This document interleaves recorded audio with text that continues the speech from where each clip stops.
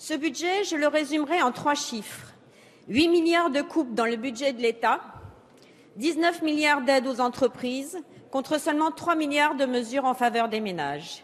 Et en une phrase, force est de constater que le gouvernement persiste dans une politique qui n'a pas porté ses fruits. Malgré les inquiétudes exprimées maintes fois dans cet hémicycle, malgré les propositions alternatives faites notamment pour mieux cibler les aides aux entreprises et éviter les effets d'aubaine, malgré les conséquences maintenant avérées sur l'activité et sur l'emploi, le gouvernement poursuit une politique qui n'a pas trouvé ses résultats et qui plus est n'est pas celle pour laquelle les Françaises et les Français ont voté en 2012. Car que constatons-nous sur le plan économique? En 2014, les prévisions de croissance ont dû être révisées de 0,9 à 0,4 %. Le chômage a augmenté de 5,2 % en un an, soit 170 000 demandeurs de plus qu'au mois d'août 2013. Pourtant, beaucoup sur ces bancs avaient fait part de leurs inquiétudes et de leurs doutes face à ces orientations et plus encore face à la concomitance de ces politiques de consolidation budgétaire menées partout en Europe.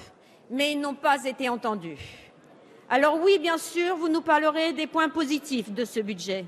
Et il y en a, notamment la mesure de bas de barème sur l'impôt sur le revenu, 3,2 milliards en faveur des ménages aux revenus modestes, qui va dans le bon sens. Vous nous parlerez de la nécessité de revenir progressivement à l'équilibre budgétaire, et nous ne le contesterons pas. Vous nous parlerez aussi sans doute des mesures d'économie qui sont utiles, qui permettront une meilleure gestion du denier public, et nous vous soutiendrons, car nous ne pouvons suivre la droite qui propose 130 milliards de coupes dans les dépenses publiques et qui pousse des cris d'orfraie dès que la moindre mesure d'économie est proposée. Mais cela ne pourra pas masquer les coupes budgétaires qui affectent des budgets et des politiques publiques essentielles à la cohésion de notre société. Et je pense d'abord aux collectivités territoriales, dont les dotations sont réduites de 9 %, soit 3,5 milliards d'euros.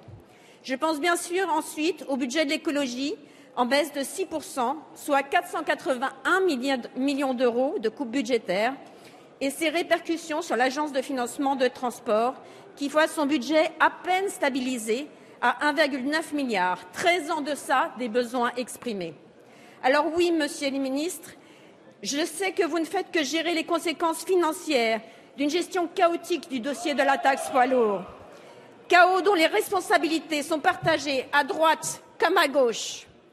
Mais nous ne pouvons pas nous satisfaire d'un budget des transports qui, aujourd'hui, laisse la plus grande incertitude sur le financement des contrats de projet État-région et sur les projets de transport ferroviaires, fluviaux, urbains qui attendent votre soutien. Que dire enfin du rôle que vous réservez au Parlement qui, chaque fois qu'il propose une inflexion, une proposition alternative, un meilleur ciblage des mesures, se voit opposer la réserve des votes, comme ce fut le cas à de trop nombreuses reprises pendant l'étude de ce budget. Et ce, malgré la qualité du débat que nous avons eu, dont je voudrais vous remercier, Monsieur le ministre, tout comme la rapporteure générale. Pour toutes ces raisons, parce que malheureusement, nous ne constatons aucun changement de cap dans la politique économique et budgétaire menée, et parce que l'écologie n'est toujours pas l'une des priorités budgétaires de ce gouvernement, le groupe écologiste s'abstiendra très majoritairement sur ce texte. Merci, Madame.